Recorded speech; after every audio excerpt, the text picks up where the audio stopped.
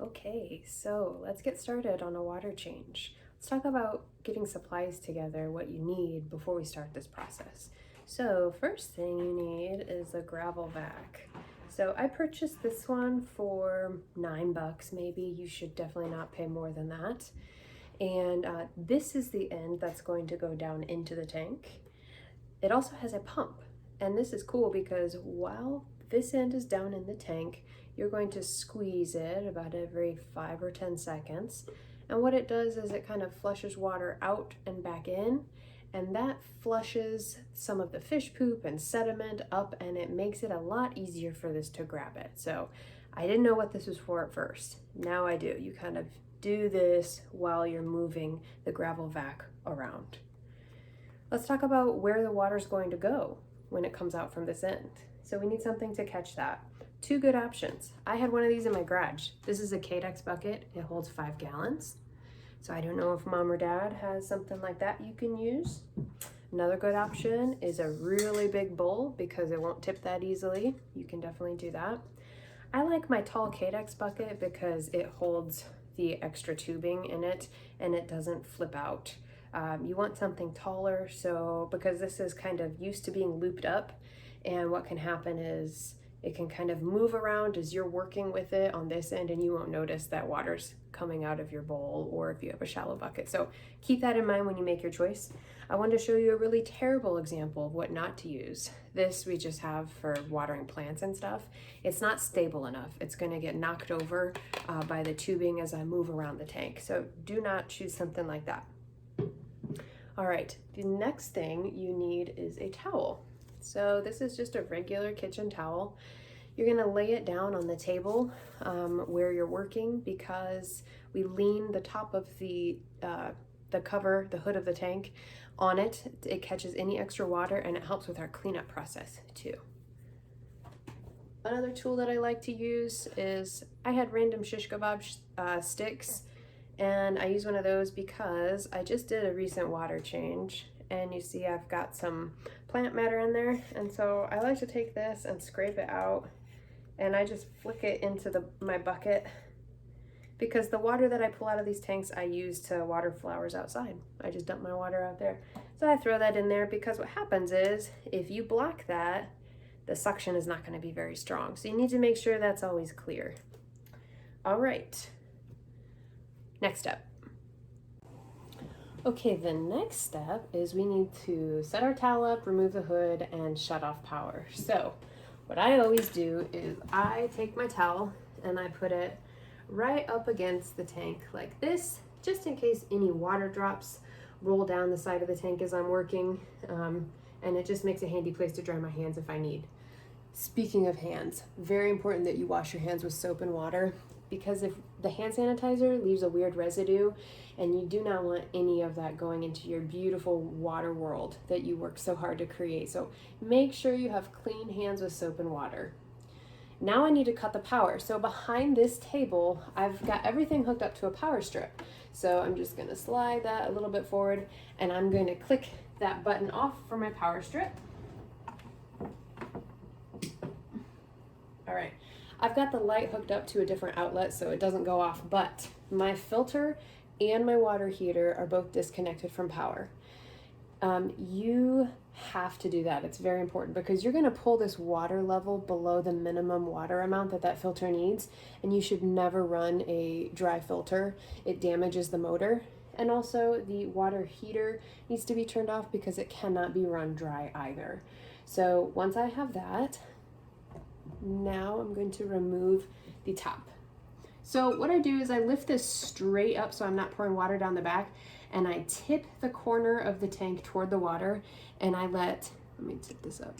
I let any extra water drip off into the tank, give it a little bit of a shake, and I move it straight over onto my towel and I lean it. All right, now your gravel vac. When I first got this, I was a little nervous because you kind of have to pull on this end like it's a milkshake. You have to get the water started, the suction for the water started. So you put this down into the water, move this. There we go. Oh, you know what? I forgot the other thing. You need to pick up any decorations off just to give yourself space so you're not knocking anything over.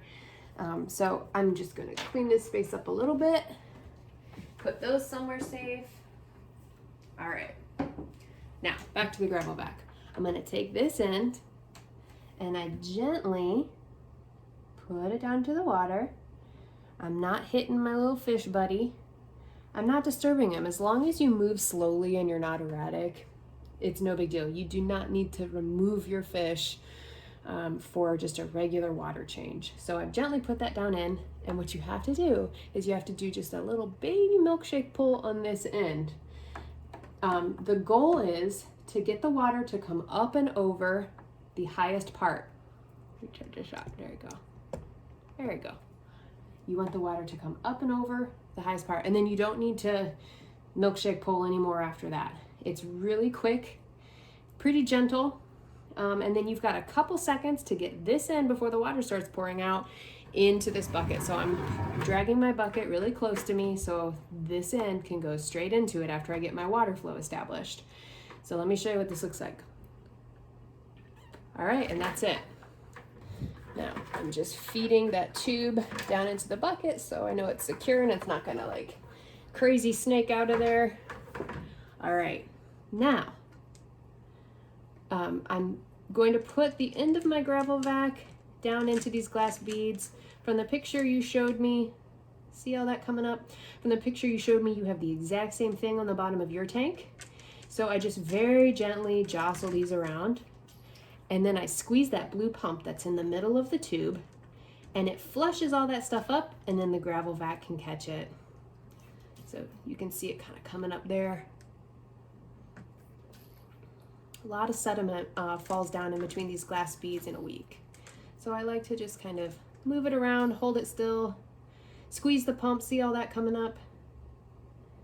And then when it clears up a little bit, I move on to the next spot. Notice I'm not knocking his decor over. We don't want to stress him out.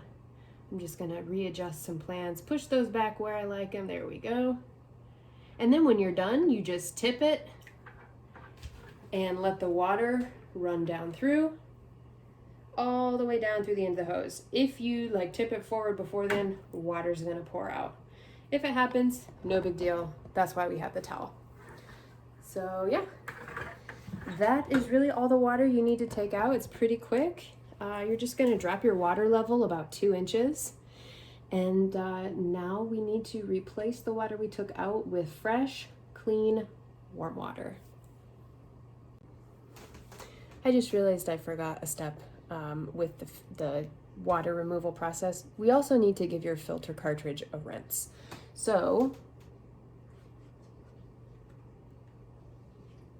you pull the filter cartridge out, and I'm going to put it down in the water that I took out in my water change, and I'm just going to shake it around in there and knock any of that grime loose. Okay, so check mine out. There's a little plant matter on there. It's not going to be pristine or white. It shouldn't be. Remember, this is where all of your beneficial bacteria lives. So just as long as it doesn't have like really brown smudgy stuff, I'm going to give it another rinse and shake just to remove some of that grime. Okay, shake it. I don't have any water dripping off this. It's not perfect. It's fine. You know, this is not a sterile environment. So I'm going to stick my cartridge right back in where it came from. Just like so. Follow the little tracks inside your tank. You have 2. Because this is a smaller tank, I only have 1, but you'll do the same thing for both of yours. And then I want to show you something else. This is a bit of sponge that I put in the filter. I put it inside the filter. The water pours out here like a little spout. I put the filter or the sponge right here because it slows the water coming out sometimes. And especially I found with the 3.5 tank that you have, that filter is a little strong and it can blow your beta around the tank, especially if he has big fins. So I just took this is foam from like a mattress pad we didn't use anymore. I cut a square, I rinsed it to make sure it didn't have any whatever garage dust on it, and I slide it in there, and that's called a baffle.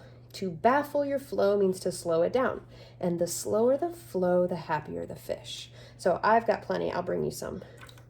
So what you do is you take this, you put it down in the water, and you give it a squeeze just to knock any of that sediment off. Remember, the filter is made to trap gunk, so we need to knock it out in that bucket. And remember, you never want to rinse your filter cartridges under the tap, because tap water is chlorinated, and that will kill all that good bacteria that you've been trying to grow for your nitrogen cycle. So you only rinse it in used tank water, never under the tap. Okay, and here we are at my kitchen sink. The way I do this without a thermometer, because I don't know if you have one, is I will fill the bottom of my gallon jug. I just got this from Meijer. It had spring water in it, and I save them. I've got one at school you can have if you'd like, but I just keep these on hand because they're perfect for mixing water, getting the temperature right, and then carrying water to the tank. So what I do is I turn my faucet on all the way hot, and I let it go all the way hot. I fill the jug up a couple of inches. I pull it back all the way to cold, and I let it finish filling the rest of the way.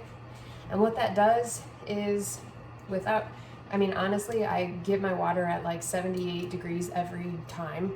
So that's what works for me. And you know, the goal is we don't want to add boiling hot water. We don't want to add icy cold water. You know, you're really not adding that much water back to your tank. So just getting it ballpark is good enough. That tank water already has a temperature, and if you're just adding a couple of inches of water to it, you're not going to be fluctuating the temperature that much. You just want to stay away from extremes. So I let this run hot. And for me, my water gets hot quickly, and also like this is too hot for me to wash my hands under. It's quite hot. So go ahead and add your couple of inches of water. I'm gonna watch it, I just eyeball it 2-3 inches. Okay, and then I just pull it back cold and I let it finish filling. Something that I do use, I don't know if Mom or Dad has one of these. This is an AccuRead thermometer for cooking. You stick it in like steaks and stuff. This is really handy for figuring out quickly what your temperature is. So let's see how close I got this temperature. We'll see.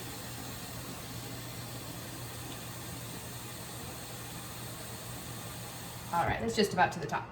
I'm gonna put my hand over the top and give it a shake back and forth just to make sure the hot and the cold water has combined before I take a temperature read. I don't want to take a temperature read of like a hot pocket or a cold pocket. So this is coming in at 78.5. So that is pretty good with me. All right. Next step, we need to dechlorinate the water. So you purchased Prime, and on the directions it says that you need 2 drops per gallon.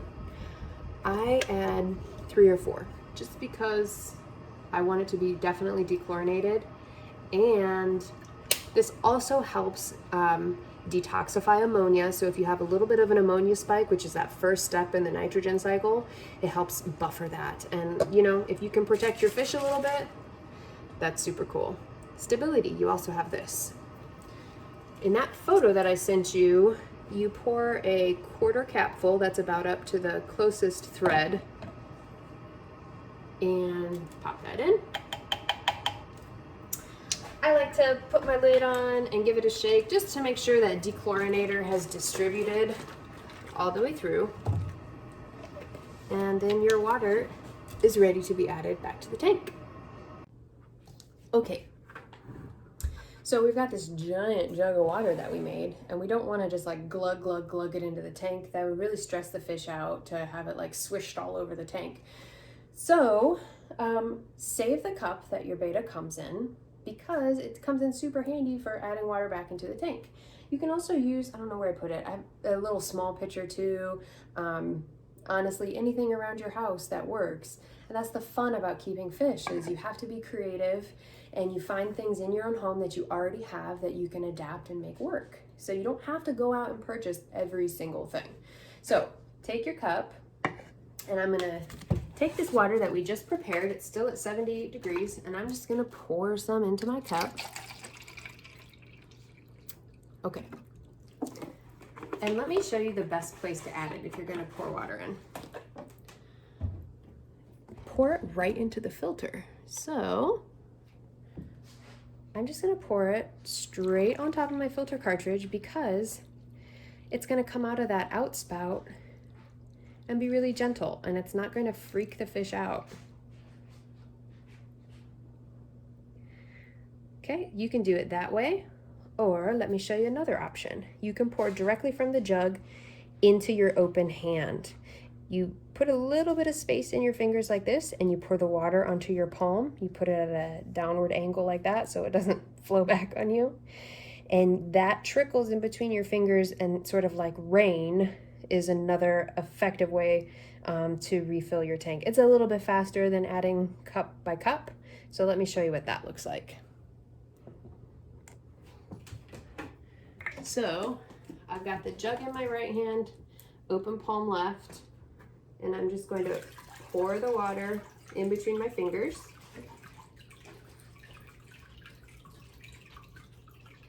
Until it's about a 1/4 inch from that black rim at the top. Use my towel, dry my hand,